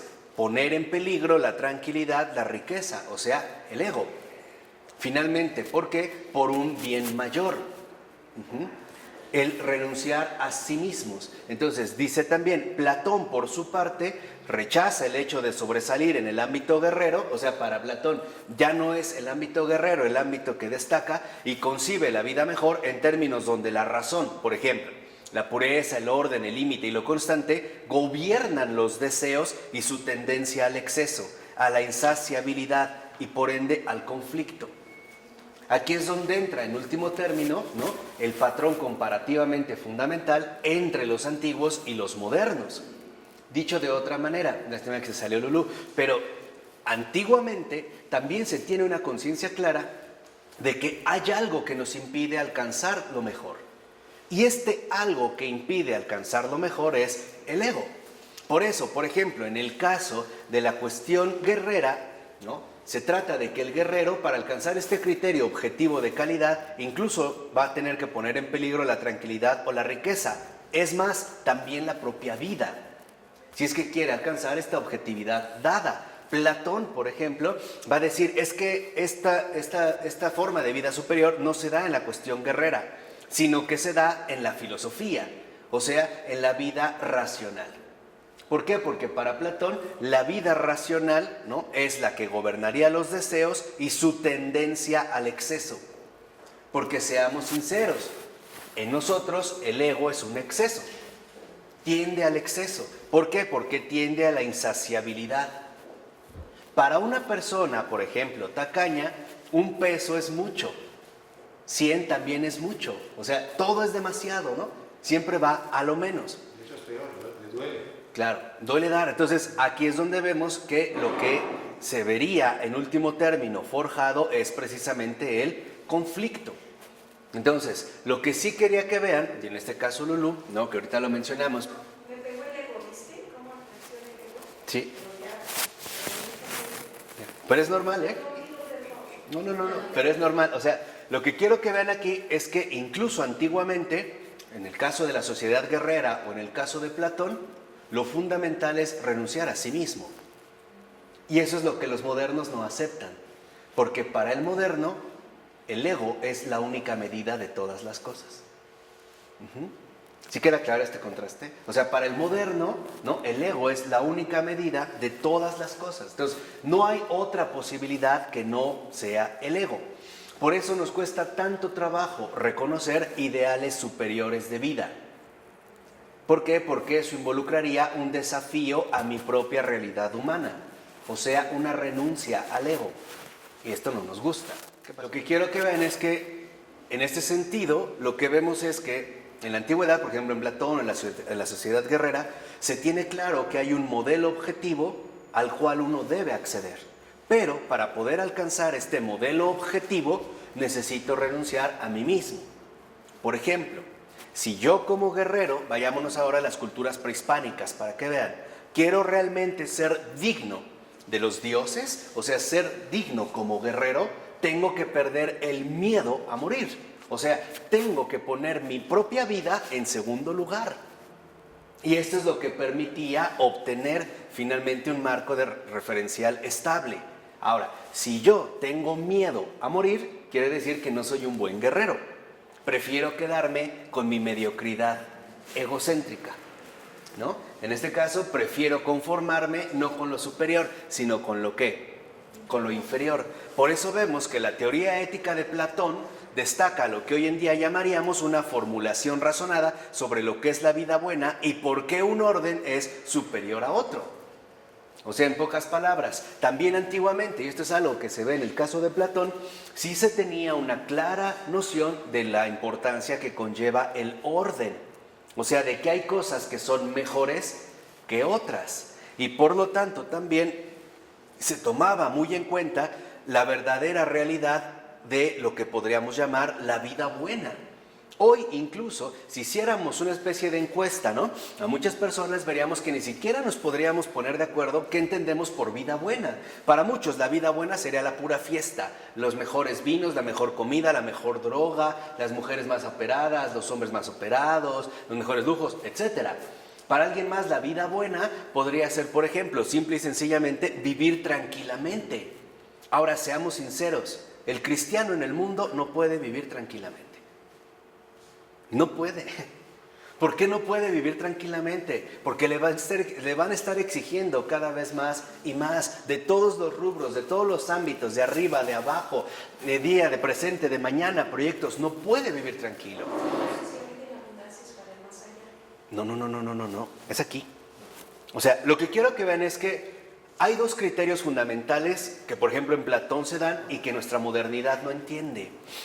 Platón, y conste, yo no soy adepto de los griegos, pero sí reconozco que hay cosas importantes. O sea, para Platón algo quedaba claro. Hay algo más grande que lo que el ser humano mismo es. Y por eso lo va a buscar en el mundo de las ideas, en el mundo del bien. O sea, hay una intuición muy importante. Hoy en día, esta intuición la hemos perdido. ¿Por qué? Porque el único centro de referencia que adoptamos somos nosotros mismos. Y creemos que lo que nosotros decimos, establecemos, pensamos o ejecutamos es la mejor opción de entre todas. Ustedes nada más véanlo, por ejemplo, en las reacciones que hicieron los padres de familia a partir de los años 70. A partir de los años 70, los padres de familia modernos, ¿no?, tuvieron una convicción. Hay que trabajar para darle todo a los hijos. Y esto involucraba darles todo económicamente. Escuelas de paga, colegios de excelencia, transporte, ropa, bla, bla, bla, bla, bla. Pero no se pusieron a pensar, porque nunca se pusieron a pensar qué es realmente la vida buena, que esto iba a conllevar finalmente la destrucción de esta alma. ¿Por qué? Porque las cosas jamás sustituyen a las personas. Pero el padre está obsesionado con que el trabajo es lo primero. Porque si no trabaja, ¿con qué come? Y olvidamos que el Señor nos dijo, no solo de pan vive el hombre. O sea, en pocas palabras, olvidamos que hay vidas superiores, que hay formas de vida superiores. Hoy creemos, por el contrario, que cualquier forma de vida es aceptable. Y eso es justamente lo que conlleva a la degradación de nuestra realidad. Por eso va a decir en último término también Taylor, ok, en esta teoría ética de Platón, uno entiende que hay un orden superior a otro. Esto último, sin embargo, no es necesario para aquellos que viven bajo los códigos éticos de la visión guerrera. ¿Por qué? Porque para los códigos éticos de la visión guerrera, lo que importa es mostrar que uno es un auténtico guerrero. Aunque ambos comparten cierto tipo de discriminaciones y por tanto de valoraciones. Y aquí es donde entra el aspecto fundamental. Discriminar es valorar. Hoy en día suponemos que discriminar es rechazar. Por eso les decía que hoy la palabra discriminación nos resulta inaceptable. No, discriminar es valorar. Se supone que uno lleva a cabo una adecuada discriminación valorativa cuando tiene criterios acerca de algo que puede ser mejor. Un ejemplo muy sencillo, en tu casa, ¿por qué escogiste ciertos muebles y no otros? ¿Hiciste una discriminación y que te metemos a la cárcel? ¿Porque eres un intolerante, discriminatorio? No.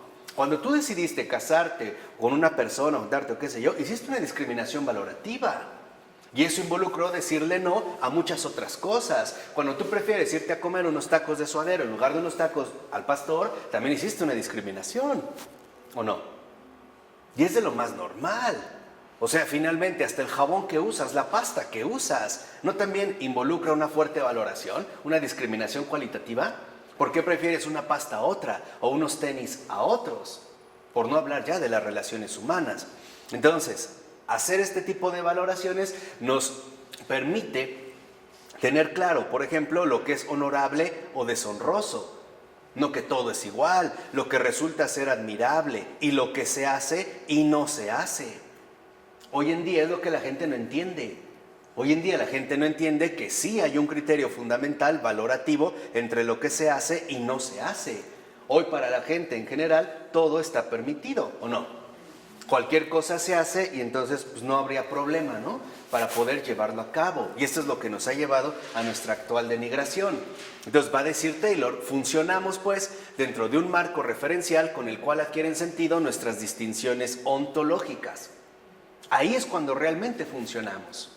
Cuando no tenemos este marco referencial establecido, que nos permite establecer nuestras distinciones ontológicas, entonces andamos a la deriva.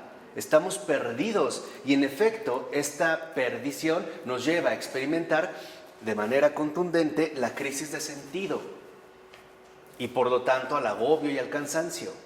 ¿Cuántos no están buscando en terapias, en cuestiones distintas, a veces hasta en los viajes, ¿no?, que realizan la adquisición de su propia identidad y no la encuentran? Primero se volvieron súper fanáticos y amantes del Feng Shui, después se hicieron vegetarianos, luego la imanoterapia, luego la aromaterapia y luego no sé qué tanto. Y siempre están, ¿no?, de alguna manera, como les decía, no estables. O sea, finalmente padeciendo la inestabilidad que nuestra cultura fomenta. Por eso dice Taylor, no existe gente que actúe sin un marco referencial. O sea, como si la persona pudiera vivir al margen del ser. ¿Por qué? Porque bien o mal, cada uno de nosotros ha asumido un determinado marco referencial. Puede ser equivocado o puede ser distorsionado, pero todos nosotros hemos adquirido ciertas pautas o ciertos criterios para intentar desarrollar nuestra vida. El punto central aquí está. Bueno, ¿evaluamos adecuadamente estos marcos referenciales o no? Donde está tu tesoro, ahí está tu corazón, ¿no? O sea, si no está realmente fijo dónde está mi marco referencial, estoy extraviado. Estoy pero perdido. Hay un autor católico, converso, él terminó de terciario benedictino, era ateo, también como que coqueteaba con el satanismo, que se llama Joris Karl Huysmans. Si alguno lo puede leer, tiene un libro que se llama La Deriva, y es esto. O sea, en efecto, ¿cómo vamos a la deriva cuando nosotros no alcanzamos realmente a identificarnos con este marco referencial sólido y estable? Y más bien nos vamos degradando poco a poco. Dice Taylor, de hecho, aunque los protagonistas no sean plenamente conscientes del marco referencial al cual se apegan, la descripción de dicho marco de referencia podría quedar en manos de filósofos, historiadores, antropólogos y observadores atentos que pondrían de manifiesto los fines y las cualidades que se discriminan en cada caso. O sea, nosotros también compartimos teorías elaboradas, consciente o inconscientemente. Si ustedes lo ven, no sé si ya vieron esta película de La Gran Dictadura. Véanla, ahí está, véanla. Ahí está justamente la elaboración de los actuales marcos referenciales, ¿no? Para ver cómo nosotros estamos asumiendo, identificando la cuestión política. Por eso Chesterton en uno de sus libros decía, en Herejes, si mal no recuerdo al principio, decía, es ridículo decir que las ideas no importan. Dice, sí importan, porque aunque nosotros no las leamos, influyen en nuestra vida. O sea, las teorías filosóficas no son inofensivas, ¿eh? No crean que solo se quedan reducidas a un campo mínimo de exploración. Verán cuando estudiemos la invención de la autonomía, estos autores que ustedes a lo mejor en gran medida en su vida habían escuchado, ni sospechaban que existían, van a ver cómo en gran medida vivimos lo que ellos dijeron. Y ni cuenta nos dimos, que es lo peor de todo, ¿no? Ni siquiera estuvimos alerta. Se empieza a desarrollar como una fuerza cultural, una fuerza motriz, ¿no? Que nos va a nosotros definiendo poco a poco. Entonces, el marco referencial constituye pues ese nivel de inarticulación en el cual solemos funcionar. O sea, este marco referencial es ya lo impensado. En pocas palabras, no nos cuestionamos con seriedad por qué vivimos así. ¿Por qué estoy viviendo esto? ¿Por qué vivimos así? ¿Qué es lo que ocurrió? Lo damos ya como un hecho, o sea, como algo inarticulado. No me pongo a pensar, ¿por qué vivimos así? ¿Por qué vivo así? ¿Qué está pasando? ¿Qué está ocurriendo? O sea, no nos cuestionamos, ¿no? En este sentido, nada. Por eso dice Taylor, este nivel de inarticulación nos remite al trasfondo ontológico en el cual somos lo que somos y hacemos lo que hacemos. Muchas de las cosas que nosotros hacemos y somos, ni siquiera somos conscientes del por qué. Simple y sencillamente, ¿no? No nos cuestionamos realmente lo que está sucediendo. ¿Y por qué? Porque a partir de este énfasis egocéntrico de la cultura moderna, o sea, el ideal moderno del yo desvinculado, olvida por completo este trasfondo ontológico que de hecho lo sostiene. O sea, hoy solemos pensar ingenuamente que nosotros somos los grandes protagonistas de nuestra vida. Y no es verdad. Nuestras maneras de pensar tienen herencias. Nuestras formas de vivir tienen herencias que han sido adoptadas. Y por ello nosotros hoy en día, al ignorarlas, no nos damos cuenta qué es lo que realmente está sucediendo, ¿no? Y mucho menos seremos capaces de ofrecer alternativas sanas y adecuadas para esta realidad que hoy en día se vive. Hay autores, ¿no? Por ejemplo, ¿quién de ustedes ha escuchado, no sé, hablar de Pufendorf? ¿No? Bueno, de Pufendorf. Bueno, si viéramos los puntos centrales de las tesis de Pufendorf, dirían, no, eso es lo que vivo, eso es lo que estoy convencido. Y nunca lo escuchamos, ¿no? Entonces, lo que debemos también cuidar mucho es la inarticulación, ese trasfondo que no indagamos, en el que no ahondamos, ¿no? El preguntarse, ¿por qué estamos viviendo así? O sea, ¿por qué la gente vive de esta manera? ¿Por qué está ocurriendo esto o el otro? ¿Qué sé yo? Dice, el estoicismo, por ejemplo, que busca el control del yo por medio del dominio de la razón sobre el deseo, apunta al establecimiento de la coherencia con uno mismo, o sea, la desvinculación. ¿Qué es lo que buscaban en este sentido el estoico? El estoico buscaba, ¿no?, el control del yo, o sea, la cuestión pasional a través del dominio de la razón. Pero esto nos lleva a buscar el establecimiento de la coherencia con uno mismo y por lo tanto fomenta la desvinculación. O sea, el quedar atrapados o el quedar cerrados en uno mismo. Otra vez, en lo que habíamos mencionado hace un momento, en el ego. Hoy consideramos que somos seres desvinculados. Entonces, cuando uno, por ejemplo, traza su proyecto de vida, lo hace como un ser desvinculado, ¿no? O sea, el hecho de quedarse encerrado en sí mismo, en este ego que no permite contemplar algo más. Entonces, por ejemplo, eso es lo que provocó muchas de las inundaciones en Guerrero, que fueron nefastas. Yo quiero obtener ganancias económicas a partir de la construcción de tales condominios. Y se les dijo, ahí no, porque la caída del agua en una zona tropical es amplia y ahí se encharca. Necesitamos la caída natural del agua. No me interesa, yo lo quiero. Y después por eso pasó lo que pasó. Entonces, ¿qué es lo que vemos? Que este tipo de situaciones, en efecto, es producto de la desvinculación. Y ese es el malestar profundo que nos afecta a todos y cada uno de nosotros, la desvinculación. ¿Cuántas veces, por ejemplo, las personas no suelen decir, es mi vida, ¿a ti qué te importa?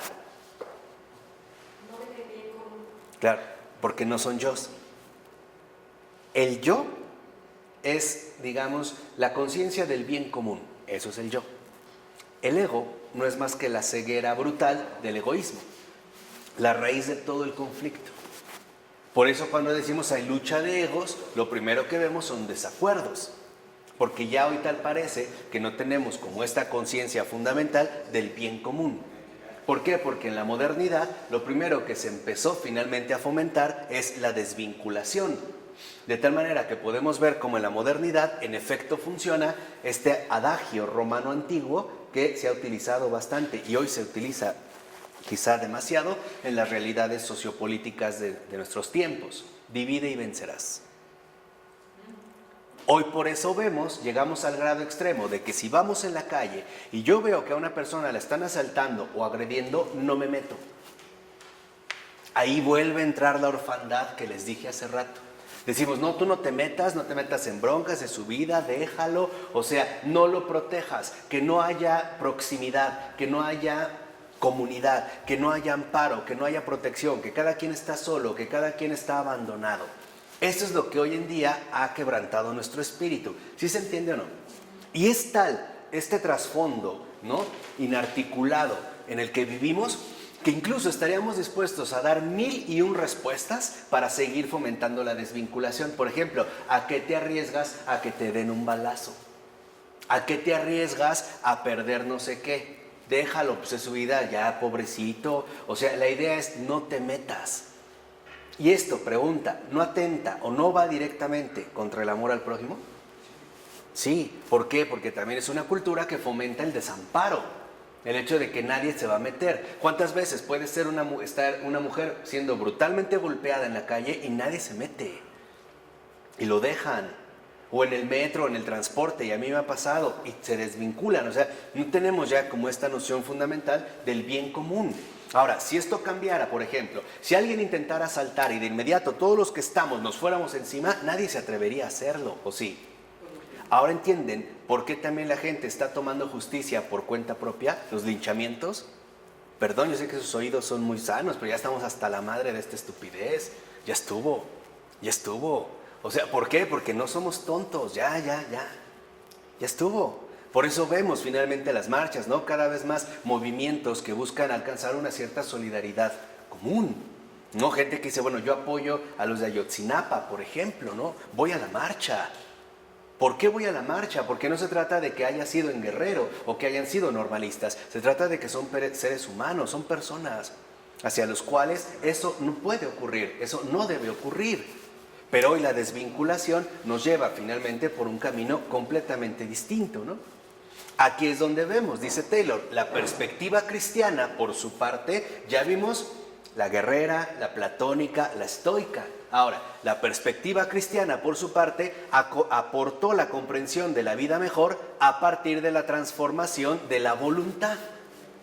Fíjense, ahí es ahora donde se va a dirigir la perspectiva cristiana. Ok, la perspectiva cristiana aporta la comprensión de la vida mejor a partir de la transformación de la voluntad. O sea, donde dicha transformación es obra de la gracia, que en último término remite al amor de Dios. O sea, no es una transformación que nosotros podemos llevar a cabo. A nosotros lo único que nos toca es realizar un sencillo acto de la voluntad. Decirle sí a algo más grande. Y esto algo más grande es precisamente el amor de Dios. Por eso aquí Taylor detecta, y me parece a mí que con una gran calidad y además con una gran precisión, que en el caso de la perspectiva cristiana, justamente lo que vemos es que la transformación de la voluntad no es un esfuerzo propio, sino que es obra de la gracia. Y que esta obra de la gracia remite, como lo dijimos en último término, al amor de Dios. Así que el cristiano no es el gran atleta o campeón de la transformación humana. Por ello nosotros tampoco no podemos más bien vivir heroísmos falsos. Suponer que vamos a alcanzar aquello que simple y sencillamente nos resulta imposible. Con el declive de la definición específicamente teológica de la naturaleza de una voluntad transformada, o sea, con la negación de Dios, del amor de Dios y de la gracia, bla, bla, bla, comienza a destacar la formulación moderna de una distinción clave que ahora se plantea entre lo mejor y lo peor en forma de altruismo o egoísmo. Entonces, en este punto es fundamental. ¿Por qué? Porque a partir del rechazo del cristianismo, y con esto surge la cuestión moderna, ustedes vean un libro de Alain Touraine que se llama La modernidad, y ahí lo explica muy bien cómo es el decirle no, básicamente, al Dios cristiano, y por lo tanto al cristianismo como fundamento de vida, pero retomar muchas cosas cristianas, pero secularizadas, o sea, sin referencias religiosas o teológicas. Ahora resulta que entonces lo que nosotros identificamos como lo mejor y lo peor es altruismo o egoísmo. ¿Qué quiere decir? Que hoy para nosotros lo máximo es ayudar al otro, pero no dejar que Dios lo ayude. Un ejemplo muy sencillo. Hoy vemos el altruismo como darle una moneda a otra persona. Lo voy a tratar de poner en un ejemplo, ¿no? El altruismo hoy sería como, ok, le voy a dar una moneda a otra persona. Pero ¿qué pasa si le doy todo mi dinero? Eso es algo que solo la gracia puede hacer. En pocas palabras, hoy lo que llamamos altruismo no es más que el bloqueo de la manifestación del amor de Dios. El altruismo es ayudar a los hombres según la medida humana. Eso es altruismo. ¿Bloqueo de qué? ¿Bloqueo de qué? O sea, el bloqueo de la manifestación del amor de Dios. Entonces, ¿Por qué está hablando de la voluntad?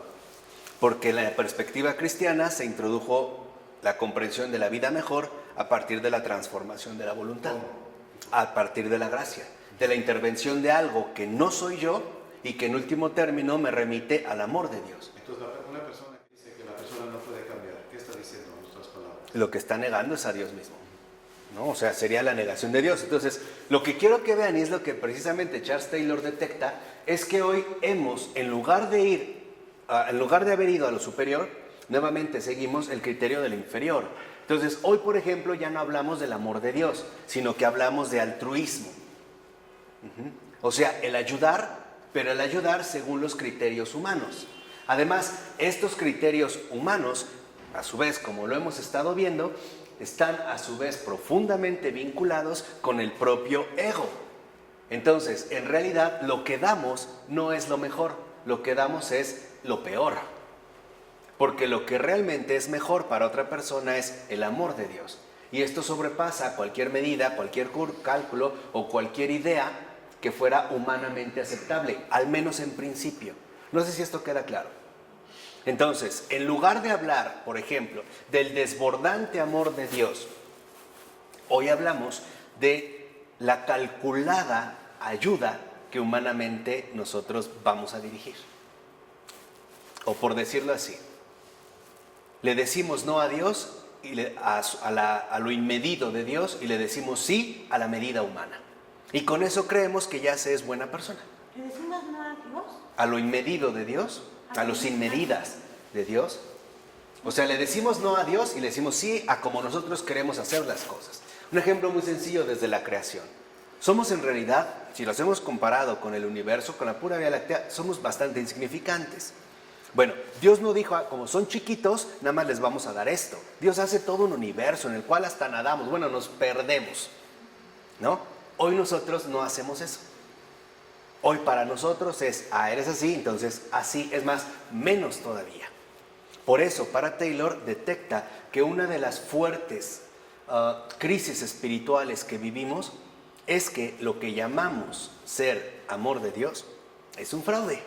Porque en realidad no damos el amor de Dios. Damos los cálculos humanos que para nosotros involucran eliminar riesgos. Esto que dije al último es de verdad muy, muy importante, porque no es más que el humanismo disfrazado de bondad. Damos los cálculos humanos. ¿Ah? Damos los cálculos. Sí, o sea, para no correr riesgos, ¿no? De hecho, no se trata de ayudar ocasionalmente. El cristianismo va al compromiso. Y es mucho más que esto. Lo que Sí. dice es lo mínimo. Entonces, aquí es donde se ve, o sea, lo que pasa es que hoy nosotros, ¿no? Con la aparición de la ética del altruismo, fíjense, el amor de Dios ha dejado de jugar algún tipo de papel. Y es cierto, porque hoy lo que nosotros manifestamos no es el amor de Dios, sino el cálculo egoísta, entiendan egoísta como proveniente del ego de los propios hombres. Entonces, cuando se supone que nosotros queremos dirigirnos a algo mejor, en realidad lo que estamos dando, en último término, es algo peor. Ahora, esto es parte, les vuelvo a repetir, de lo que vivimos. No se trata de que nosotros ya de antemano asumamos una postura al respecto. Se trata de que primero repasemos y analicemos lo que está ocurriendo, ¿no? Y vivir lo que San Agustín nos dijo: conócete, acéptate, supérate. Entonces, el cristiano, por ejemplo, está llamado a manifestar el amor de Dios, no el cálculo de la medición humana. No sé si esto queda muy claro, porque hoy por eso es que las almas finalmente quedan defraudadas unas de otras, porque lo que nosotros anhelamos es algo que solo Dios nos puede dar. Vamos a suponer, ¿no? Les voy a poner un ejemplo muy concreto. Creo que con esto queda muy claro. Vamos a suponer que de aquí ustedes decidieran regalar un departamento a alguien. Eso involucra un riesgo fuerte. Ahora, si les dieran a escoger entre un departamento de 1 millón, de 3 millones o de 6 millones, ¿qué darían? Ya ven, ya aquí es cuando vemos estas a veces situaciones, para que lo vean muy concreto, cómo a veces confundimos caridad con ética del altruismo. La caridad, y lo digo sinceramente, la caridad es el amor de Dios. Solo eso es caridad. Todo lo demás no es caridad. Cuando realmente la caridad se manifiesta, el corazón reconoce que el Señor nos ha dado algo desproporcionado, algo desmedido, algo que sobrepasó mis límites, mis capacidades, lo que jamás hubiera imaginado. Y lo que la gente necesita es caridad, no altruismo. Porque la ayuda entre los hombres se puede dar, pero el amor de Dios se regala. ¿Por qué? Porque a veces, esa es la diferencia, por ejemplo, entre las misioneras de la caridad y las asistentes sociales. Decía Teresa de Calcuta, ¿no? Decía, nosotros no somos asistentes sociales, porque nosotros no solo nos vamos a limitar al cuidado de la persona, sino que le vamos a dar algo que esta asistencia no puede: el amor de Dios. Esa es la gran diferencia. Entonces, hoy el mundo lo que necesita no son buenas personas, sino cristianos. ¿Por qué? Porque el cristiano es el que en efecto encarna y manifiesta el amor de Dios desmedido, y no el mero altruismo. ¿Vamos? Entonces es como para meditarlo, porque sí es muy, muy, muy serio lo que vamos viendo. Bueno, hasta aquí lo vamos a ver. En nombre del Padre, del Hijo y del Espíritu Santo. Amén. Pues muchas gracias.